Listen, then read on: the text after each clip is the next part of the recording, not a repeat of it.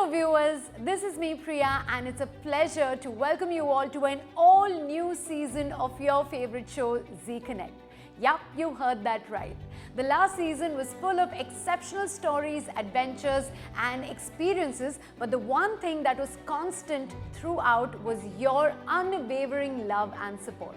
We are extremely grateful for it and want to ensure that there are exciting new reasons for you to be with us always. So if you are ready, let's begin this new adventure together.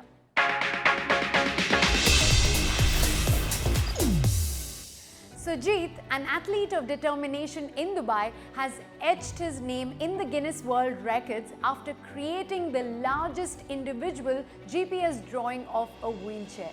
Let's meet this man of many talents, a banker, a motivational speaker, a fitness trainer, and above all, a person who believes that everything is achievable if you work hard and put your mind to it.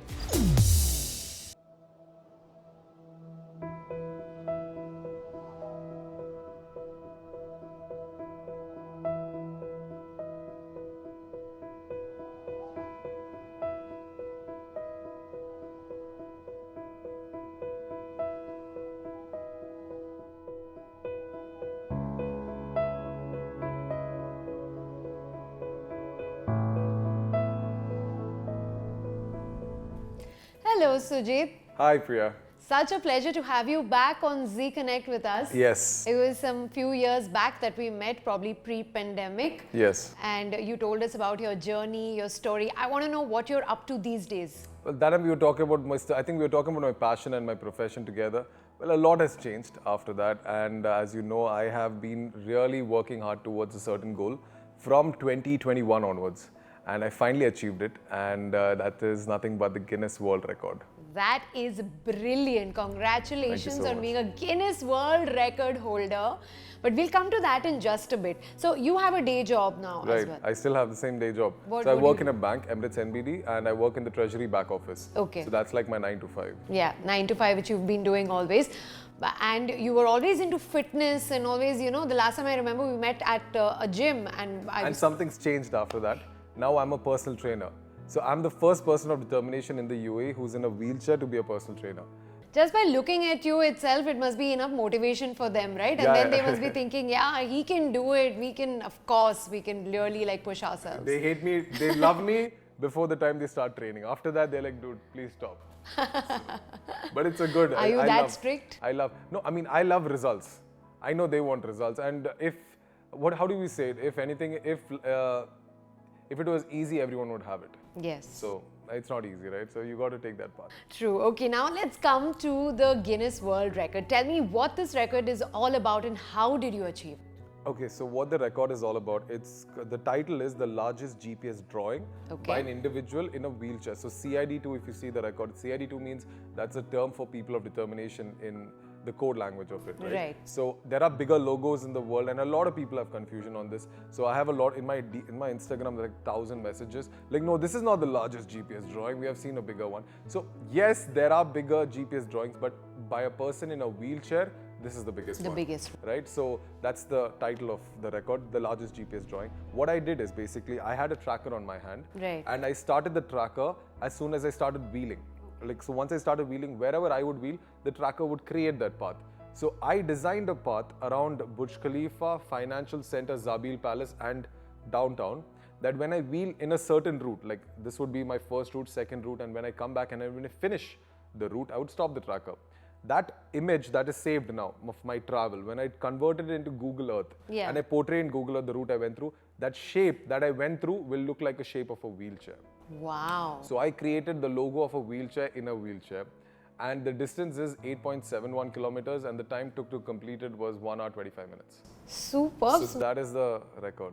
Sort of an inception here, wheelchair in a wheelchair. So you actually drew that entire thing. It's crazy how it came out. How did it come to your mind? Like why did you want to do something like So that? Priya, it's like, it's like we all have a progressive mindset. You want to do something better. Like I think everyone watching, listening also is like, you want better cars, you want better clothes, you want better jobs, you want better money, right? When I was thinking, brainstorming, thinking, how big can life be? Because when you start seeing life can be bigger, you wonder how actual big it can be. And like they say, life can be as big as you believe it to be. True. And for me, it was like, what is the pinnacle I can achieve? Like, what is this?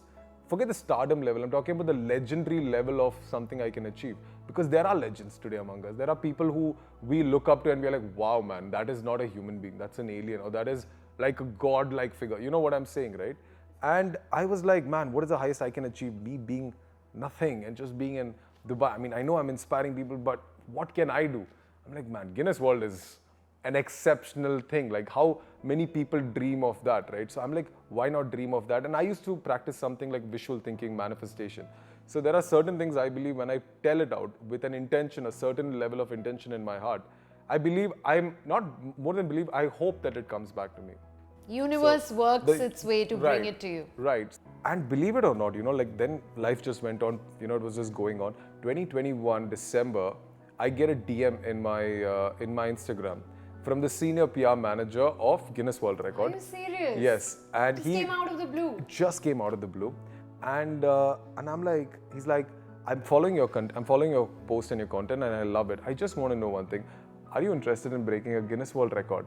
I'm like, and in his bio, it's not even written of anything of Guinness. I'm like, dude, 90% it must be a scam, something, yeah. Right? We got talking. I'm like, hey, I'm interested, would like to know. But then things got on email. When things got on email is when I came to know it's authentic. Started seeing logos, I started seeing trademarks, I started seeing numbers, started seeing locations. I'm like, whoa, okay, now this is an exciting factor. 1 week later, he brainstorms, he comes back to me and he's like, hey, so we spoke to the team and we are like, what about we do the largest GPS drawing? I'm like, what is even that? I don't even know what that means. Then he's like, okay, so you have to create a route in which will look like a logo. Question is, what logo? Now, I could even write my name as SKV and that could be a world record. I mean, how cool would that be? Yeah. But then thinking about it, I mean, even talking to him, you're like, no, it has to be impactful, yeah? Like, what impact can we give to the entire world or people who ever see it? And then thinking about it, why not a wheelchair? I mean, look at the impact that would represent to a community that looks at the sign and they see there's a wheelchair being created by a guy in a wheelchair. That's a very empowering moment. And I couldn't agree more to that. Like, I'm like, that has to be it. Now, the biggest challenge of the entire record was, where do we create it? Yeah. Right. And it can be either on a big ground, but that would not be because the record needs a minimum of 7 kilometers of radius. It has to be. Because it's a world record, it has to be a minimum criteria, right? But a big ground will not be enough of 7 kilometers. And secondly, it can be rubbles, it can be sand. Wheeling is not easy. Yeah. It took me like a week. I was searching on Google Earth. And then in Google Earth, finally I found, I'm like, hey, wait, downtown has a perfect curve. There is a road going up. There is a head because Zabil Palace in the front, it comes as a proper head. What thinking? A body. Yeah, so I had to construct it. And I constructed it and boom.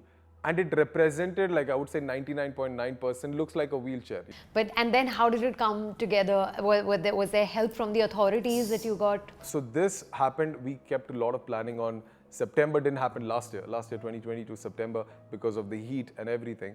Finally and then towards the end of the year, they were closing the books. Then we started the topic again in February of this year. And when they were like, you know what, we're ready to do it, let's do it. Nothing is stopping us anymore. Everything is approved. The only thing we need is approvals now. So they connected me with Dubai Police and I had a meeting with Dubai Police, Emaar Downtown Management and Dubai Mall Management as well. And Dubai Police was more than willing to be a part of this event. But Dubai Police did one more thing is they assigned a cop to run with me. Okay. So in case I fall down, in case I need water, there's someone to I did see a video where there's a little glimpse where you just stop for a second and they just quickly come and they give me water or they fix the camera. Yeah. And in case I fall or anything. But the rule is nobody's allowed to push me at any point of even if I have a hurdle in front of me. Yeah. And I'm like, okay, cool, let's start it. And this is the mindset. I start with full power, like full energy, right? I start, the entire cars follow. You would have seen the video. There's like really cool video. Too many cars behind you. It's just too cool. Straight out of a movie. Just too cool. And I wheel like, I think the first 800 meters with so much of power. Correct. But what happens in a sprint? You run 100 meters. What happens immediately after the 100 meters when you give your everything?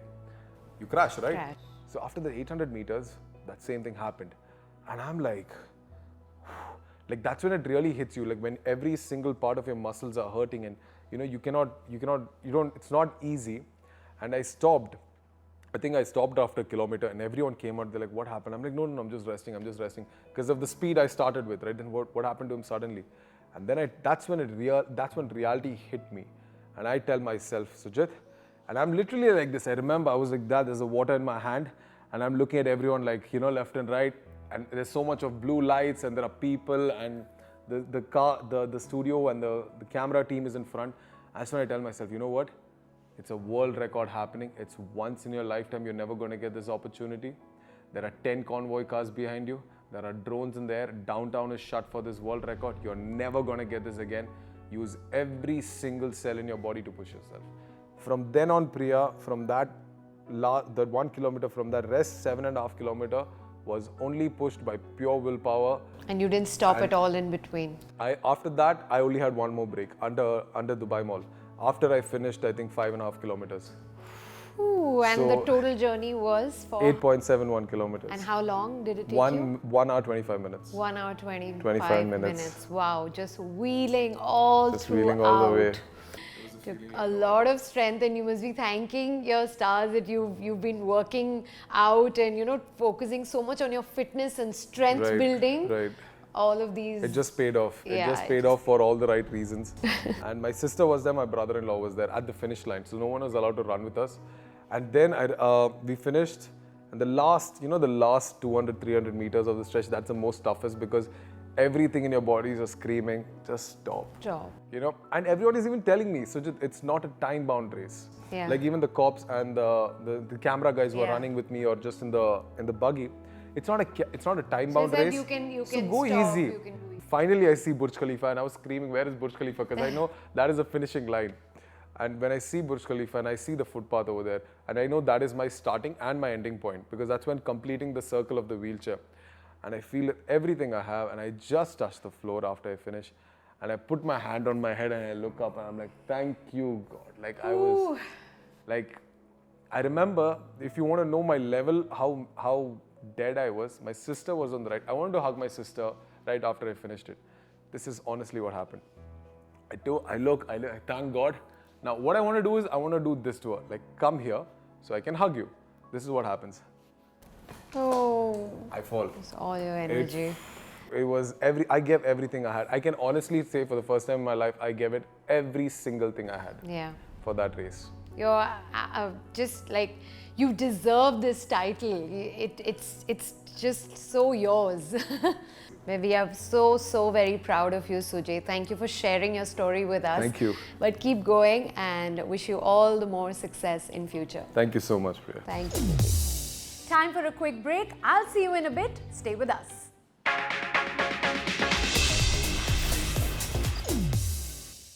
Welcome back.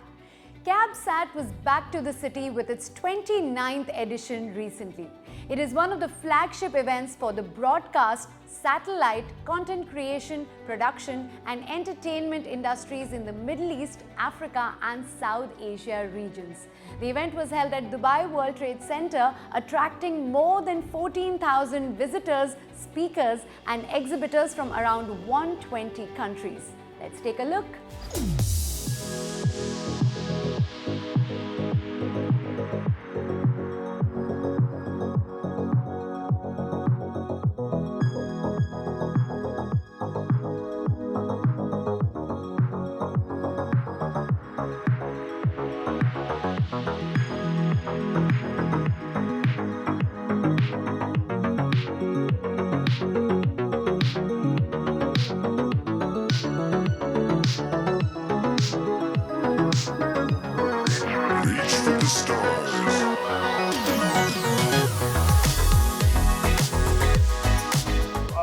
The streaming wars, to my mind, are nearly over. While we may say the streaming wars continue, they are nearly over. For the simple reason that profitability has become the byword. Consumer growth on subscribers is flattening, if not increasing. And every operator today is looking at ways and means of generating that additional revenue, and hence the shareholder value and board value and investor value and so on and so forth. And people are now, international players are now saying, we no longer want to talk about our subscribers, we'll talk about our bottom lines, our profitability, which probably is the way to look at it. I don't know why the number game came into picture, but because of the initial growth phase. So I think the takeaway is people will struggle for some time. It's not an easy business. It's a direct-to-consumer business. Any direct-to-consumer business is a very long shot, very money-draining game. But people who are already in this game for a very long time have understood it well. They have developed technology which makes it very seamless to watch. I mean, I don't want to take names, but there are some services which are just wonderful to look at. And I think the key takeaway is there will be a big war for content. So people are now today looking at content and saying, do I need to spend this much? Already a lot of services have said that they are going to reduce their content budgets, which is understandable because you can't afford a 10 billion, 12 billion, 18 billion budget line forever. I think the takeaway is the platforms want to deliver profitability as soon as they can. That's the biggest takeaway. Yeah. Hello, my name is Heba Kuraim. I am a content market and distribution consultant from the MENA region. We are standing right here at the co-production salon, the second co-production salon. The first one was last year after big success. The purpose of the co-production salon is to encourage investment and co-funding and co-production in entertainment in the MENA region, whether it's Arabic entertainment or in general entertainment made in the MENA region. I am from Consult.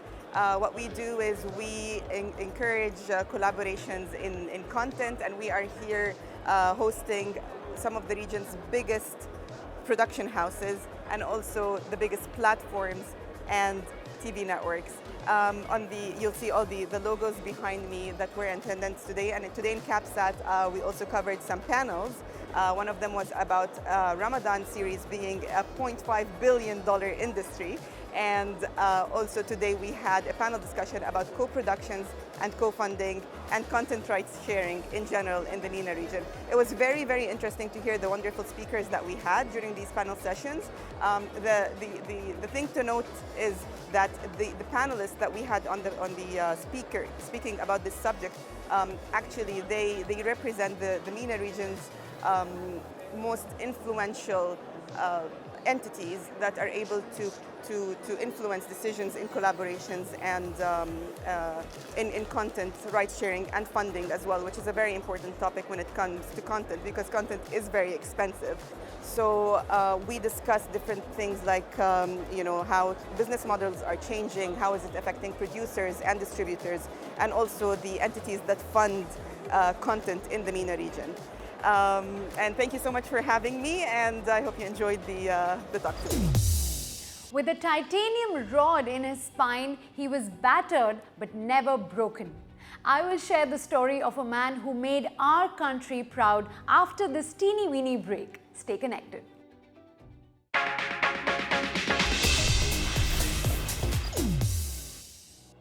Welcome back. Where there is a will, there is a way. This sums up the life of a person whom we are about to meet today.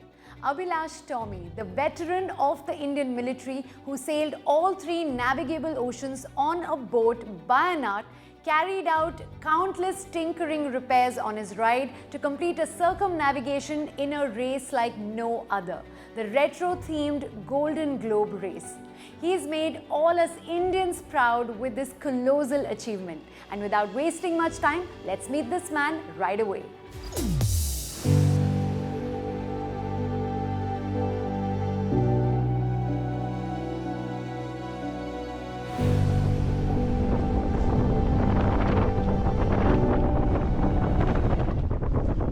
We are leaving Tasmania. Bye-bye, Tasmania.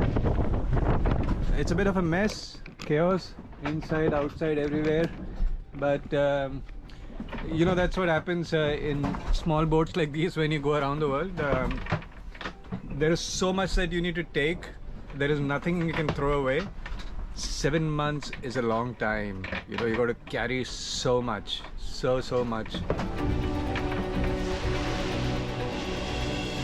Thank you so much for joining us over this Zoom call, Abhilash. Welcome to Zconnect. Thank you so much. It's a pleasure to be here. Great. And first of all, congratulations for completing the Golden Globe race in the 2nd position. I mean, I'm sure it's like a great achievement, and we can't wait to hear it all from you. So tell us more about this Herculean race and what makes it so different. Doing a non-stop circumnavigation alone itself is a difficult thing. Less than, I think only 100 people or so have done that ever. And we've had more people climb the Everest and go to space compared to the number of single-handed non-stop circumnavigators. To make it tough, you make a race out of it. And to make it even tougher, you put restrictions like you cannot have any technology that did not exist in 1968. So you're essentially racing around the world using a sextant, stars, sun and moon, a compass, with no satellite internet, no idea of what the weather is going to be like unless you log into an etched radio and get some weather updates. Yeah. And to make it even tougher, the boats are small, 10-meter long keel boats, which are very slow. Yeah. It's I think the toughest race in the world. Toughest with a lot of challenges, but you overcame them all. And you are now the first Asian and the only Indian to have achieved this feat. So must feel so special and surreal, right? The numbers really don't matter, but I'm very happy that I finished it, especially given the background that in 2018 I had an accident and my spine fractured and I was not able to complete it. Yes. So in that background, this victory is quite sweet. First Asian, first Indian and all, it's nice to know those numbers, but they don't really matter. Yeah, true. So tell me, because you mentioned about the accident as well, let's get to that. I wanted to know more about it because you had attempted the race in 2018 and because of the accident, you couldn't complete it. So then what made you push your boundaries and then re-attempt it? Like, what were you thinking? What were the thoughts? I think it was just natural for me to get back into the race, and finish something that I could not finish. And I believe anybody else in my shoes would have done that. And like Hemingway said, man is not made for defeat. I think anybody else in my shoes would have, made himself fit and tried to attempt the race again. Yeah. So in that sense, I don't think I'm very different from somebody else. You're definitely different in terms of the dedication and the passion and the effort and the hard work you've put into it, and today you're an achiever. And tell me, this is the second time you've circumnavigated the world, and first time it was during the Sagar Parikrama expedition. So did that experience come in handy when you were doing it this time? Oh, of course. I mean, the thing about sailing is that, if you look at age versus experience, experience always trumps as age. Yes. Right? So if you look at any sport like football or, any sport where you have to be extremely physically active for a very short duration, youngsters do very well. Right. But in sailing, the older people do well because of all the experience they have. And definitely the first circumnavigation of Sagar Parikrama did help. It helped me familiarize with these kind of seas, especially the southern oceans where you don't get a chance to go there often. So familiarizing with the southern ocean, the weather patterns of that area, all these things really helped. Of course, I'm sure. And you briefly mentioned about the different challenges you face and what makes this the toughest race in the world. Any particular incident that you want to elaborate on, like good or bad in terms of challenges or anything that you came across which you can elaborate and describe it to us? I think the toughest day for me in the race was when my self-steering stopped working.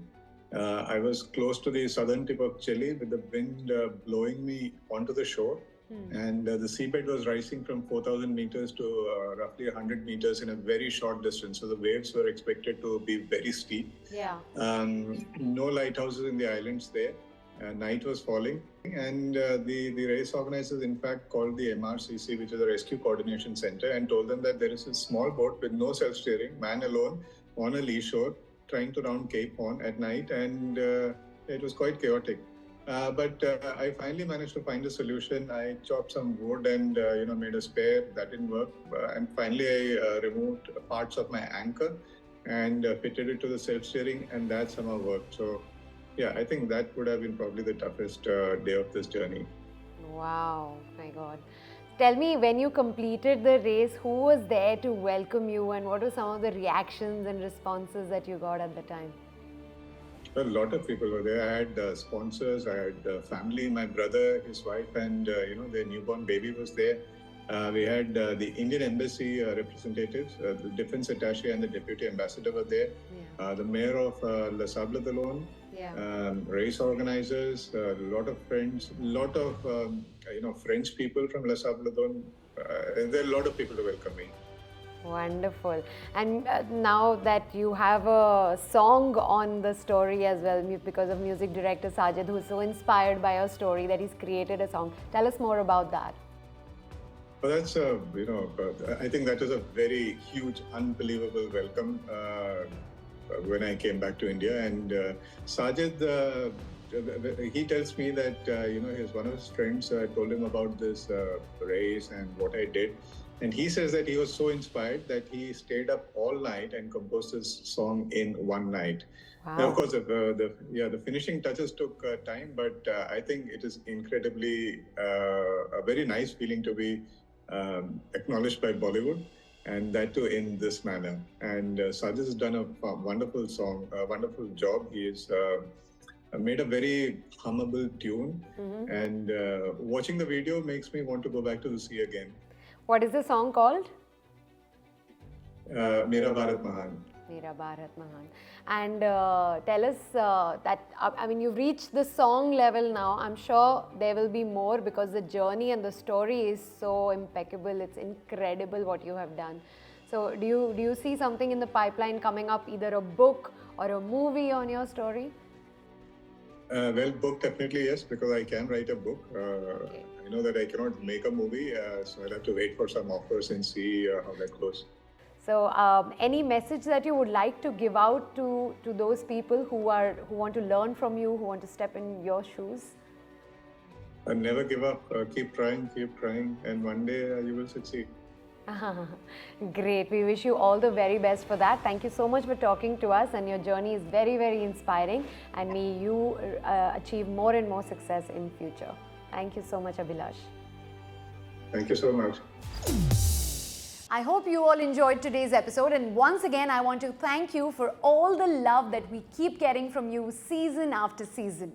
On this note, I will take your leave and hope that you will join us back next Sunday, same place, same time. Until then, do look out for a roundup of all these updates on our social handles. Ciao and take care.